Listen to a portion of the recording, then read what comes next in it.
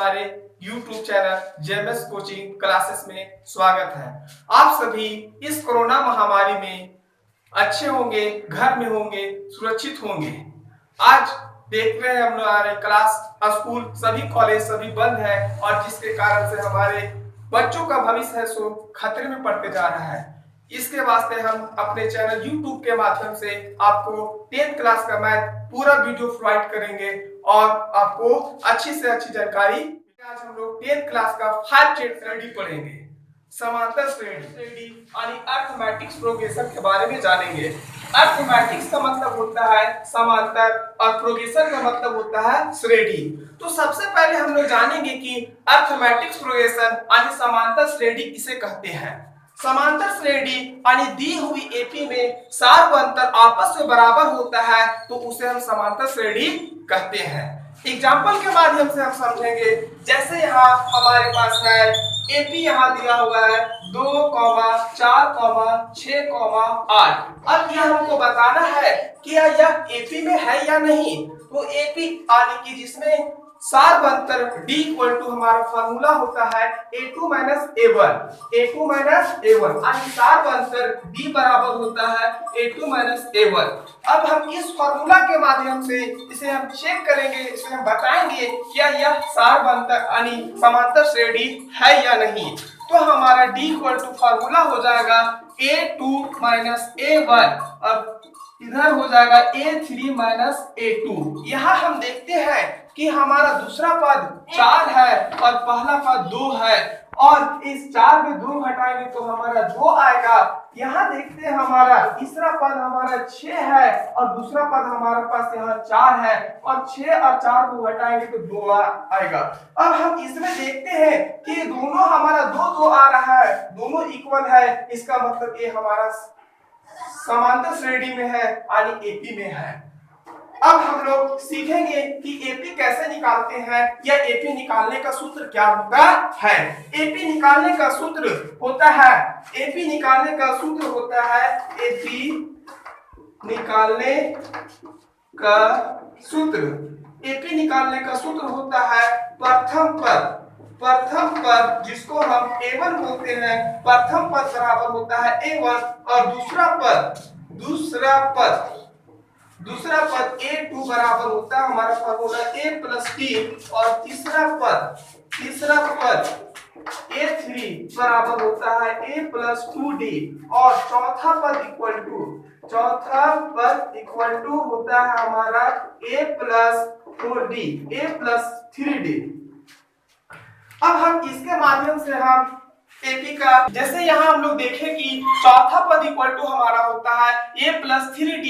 अब आगे हमको अगर इसी तरह आगे निकालना रहा जैसे 10वां पद, तो 10वां पद इक्वल टू हो जाएगा A + 9D या किसी भी पद का निकालना रहा 50 पद इक्वल टू हो जाएगा A + 49D या किसी भी पद को निकालना रहा तो उसमें हमको केवल एक D में कम कर देना है।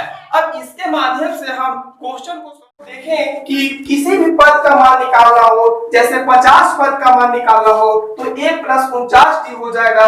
20 पद का मान निकालना हो तो A + 19D होगा।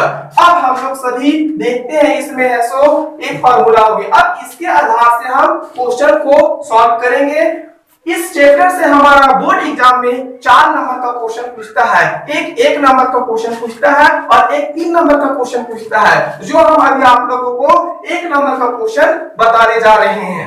अगर नहीं समझ में आएगा तो हमसे एक बार नहीं 5 बार कमेंट करके पूछिएगा, हम कमेंट में आपको उत्तर अवश्य देंगे। अब हम लोग इस क्वेश्चन के माध्यम से हमारा जो एग्जाम में 1 नंबर का क्वेश्चन पूछेगा इसको हम सॉल्व करते हैं। क्वेश्चन में लिखा हुआ है कि दी हुई एपी के प्रथम पद 4 पद लिखिए, अधिक प्रथम पद और सार व अंतर दिया हुआ है। यानी कि हमारा A का वैल्यू दिया हुआ है और D का वैल्यू दिया हुआ है और हमको निकालने के बोल रहा है एपी के 4 पद निकालेंगे। तो हमको पता है, हम लोग जानते हैं सभी के अभी फार्मूला कि हमारा प्रथम पद A बराबर होता है स्टार्ट यहाँ बोल रहा क्वेश्चन में दी हुई एपी के प्रथम 4 पद लिखिए। अति प्रथम पद बराबर ए और बी का मान दिया हुआ है, तो हमें 4 पद निकालना है। तो हम 4 पद निकालेंगे। 4 पद निकालने के लिए हम फॉर्मूला बताए थे, सूत्र बताए थे। प्रथम पद बराबर ए। तो यहाँ देखते हैं a1 यानी a का मान हमारा 10 है, यानी a1 और a एक ही होता है। अब हम दूसरा पद निकालेंगे। दूसरा पद इक्वल टू हमारा फार्मूला होता है a प्लस d। तो a का मान यहाँ पे हो गया 10 और प्लस d का मान हमारे पास हो गया 10। 10 और 10 को जोड़ेंगे तो 30 होगा। अब हमारा तीसरा पद निकालने को बोला, तो तीसरा पद इक्वल टू होता है a प्लस 2d। तो a का मान 10 और 2 का 2 और d का मान 10। और ये 10 का 10 एक प्लस का प्लस, और 10 को 2 से गुना करेंगे तो 20 होगा, और 20 और 10 को जोड़ देंगे तो 30 हो जाएगा। अगला हमारा चौथा पद हो जाएगा f4 इक्वल टू होगा a प्लस 3d। तो a का मान 10 और 3 का 3 और d का मान हो जाएगा 10। और ये 10 का 10 और प्लस का प्लस, ये 10 को हम 3 से गुना करेंगे तो 30 हो जाएगा, और 30 और 10 को जोड़ेंगे तो 40 हो जाएगा।